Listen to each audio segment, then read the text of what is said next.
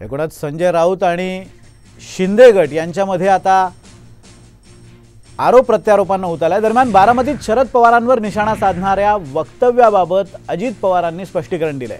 काल माझ्या म्हणण्याचा चुकीचा अर्थ काढला गेला असं ट्विट अजित पवारांनी केलंय।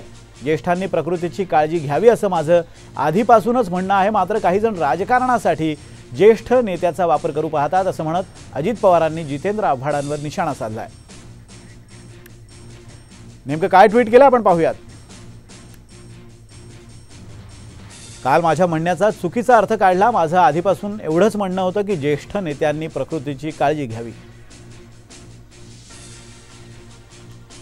मात्र काही लोक राजकारणासाठी ज्येष्ठांचा वापर करतात। काहींना धचा मा करण्याची सवयच असते। अशा नाटकबाज लोकांना